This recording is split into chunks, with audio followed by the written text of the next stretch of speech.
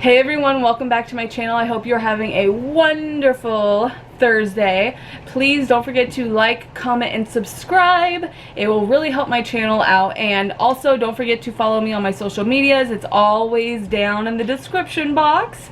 And also tonight I will be going live at 5 p.m. Pacific time to talk about the challenge on the TVCO app. So make sure you're following me over there. And then straight from there, we are going to go live again at 6 p.m. Pacific time to talk about Big Brother and to watch the episode together. It's a double eviction and it'll be exciting. Anyways, today's video is going to be a talk shit with me, a chat with me, an episode review, whatever the fuck you want to call it, but it's going to be about the challenge, episode 2, and I think it was called I almost said Queen of the Damned. God Save the Queen, but I'm not 100% sure because I don't really pay attention to the stupid fucking episode titles, so there's that. Whatever, I think that's what it was called. I'm pretty sure. It doesn't even matter, like, pointless.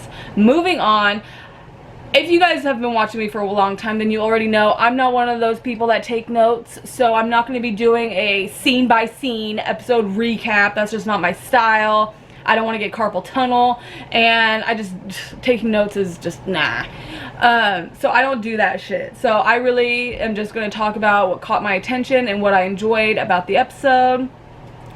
I mean, hopefully I'll go in chronological order, but sometimes I've been known to kind of go all over the place. Moving on.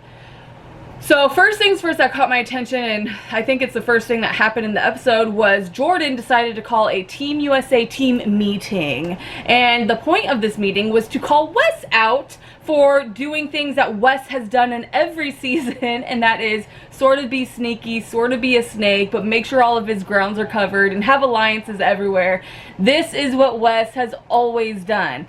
I don't remember a single season that Wes has been on where he hasn't done what he's doing. Like, I feel like everyone on the challenge should already be expecting this. I'm pretty sure they do. I know Bananas does. I know Cara Maria does. I know basically all the vets know what to expect from Wes. So I kind of was laughing at Jordan, thinking he was this big badass player for calling Wes out. It's like, Jordan, we all already knew. Like, Bananas already knew what Wes was doing in episode 1. I feel like every vet who has eyes, or every player there who has eyes, knew or could see what Wes was doing. So I don't think that Jordan was giving these people anything to be surprised over, but he thought he was, so go for it, Jordan. Do you. You guys know I'm always here for the drama. It did kind of throw Wes off. Like, he was definitely surprised by being called out. I don't think he expected the meeting to be about him, but it was. Wes tried to turn it on to Jordan by saying, Jordan, you made a deal with Reagan, or is it Rogan? I think it's Reagan. Whatever. I forget. Moving on. So he was like, you made a deal with Reagan, and then Jordan was like, well, I was doing it so that I could get information about you. And I was just like, what is going on? So I actually kind of think that it might have hurt Jordan like a tiny smidge more than it hurt Wes, but so that happened. Dee is kind of looking at Wes a little sideways now, though, because Dee thought that Wes was a little, what is the word, was in better with Team USA, but it's obvious that Team USA doesn't trust Wes, so I think Dee is kind of trying to take a step back from Wes now, but at the same time, it's like, Wes has your back, girl. Like, he is really loyal to you, like, don't do him dirty. But anyway, so that happened. And then they had a competition. There was lots of letters involved. There was swimming involved. They had to jump off this platform, go swim to the letters. One person was in this slingshot looking shit, and they had to get shot out into the water to push this big key with numbers lock thing. It was weird. Anyways, Team UK sucked ass. They are not coming through with the good competitiveness. Like, they are kind of terrible. And it's pretty funny in my opinion because they all were awful in this competition, like all of them. I don't know if this is normal in the UK, but they all could not swim very well. And I was expecting better from them, but they did not come through. So of course Team USA won that shit, and they did it with flying colors. I'm not pro Team USA this season. I actually would like the UK to do well because I really want USA and those vets to kind of get their what's what. But the UK is not coming through, and it's kind of annoying. But Team USA won that. Cam ended up volunteering to be the speaker for Team USA. They were wanting to do a vote, but she kind of was like, I'll do it. And she ended up picking Ashley and Polly to be in the tribunal. Polly didn't want to be in the tribunal. I don't even want Polly in the season, so I guess Polly, we don't get what we want, do we? I'm sick of seeing your ass. You didn't want to be in the tribunal. We're fucked. But anyways, so she picked Ashley and Polly. She claims to have had like her reasonings. She didn't really elaborate too much about it, but that's what she said. I am very Team Cam this season so far. I love her. She is gorgeous. I've always thought that. But Cam made it very clear. She's like, I want to go after the UK's toughest female competitor. Like, it's that simple. She's like, I know it's a risk. I know that it could really bite me in the ass, but I'm going to do it. I'm not going to play this game scared this season. And we're going to do what we're going to do. So there was that. And then they had their tribunal thing, which I think looks so cringy. It just looks so, like, over the top for no reason, you know, like. Anyways, and then I also hate their slow motion walk-ups. Like, Cam, Polly, and Ashley were all walking up to the tribunal stand, whatever it's called, and they were all in slow motion. There was mist machines everywhere. It was so fucking cringy. I honestly couldn't deal. I had to fast forward a little bit. But they had their tribunal. The UK were talking about how we want Big T to be in the proving ground, or whatever the fuck it's called. I forget. Whatever. They wanted her in it.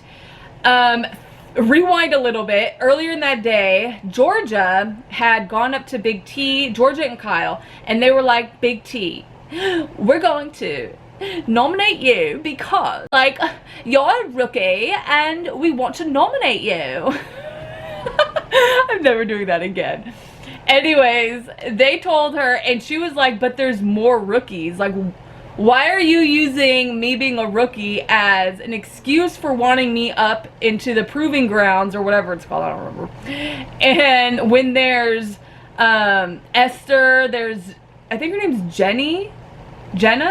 I forget her name. It starts with a J. And then there's Nicole, or Natalie. Is it Nicole? Whatever. Georgia's friend. She's also a rookie. And Georgia was like, well, Nicole is my friend, and I'm going to be protecting her this whole season all the way up to the end, so there's no, like, she's not going up. Like, it's that simple. And I was watching it, I was like, Georgia, are you a total moron? If I were Big T, which Big T ended up doing, I would be going all over the damn place and telling everyone that you said that you're protecting your friend and you refuse to put her up or even consider her to be put into the proving ground thing. So Big T went and did that. She told Esther, she's like, look, I, myself, and you are being considered to be thrown into the proving ground. Like, this is bullshit. And Esther went off. Well, she didn't go off, but she went and told everyone. She told, I think her name's Kaylee. I forget. She went and told Kaylee, who went and told Cam. And Cam was like, what? So that kind of put a huge target on Georgia's back. I was watching it. I was like, Georgia, you're a fucking moron. Anyways, fast forward to the tribunal. Big T ends up getting voted in, which we expected. It's whatever. And then Big T talks to the people. I forget. I think, no, they're called the whatever. It doesn't matter.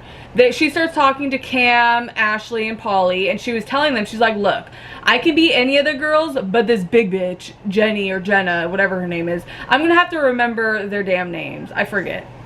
The big bitch, who's like a personal trainer, and she's like real muscular and crazy. Like, she was doing all kinds of workout shit that I can't even consider, whatever.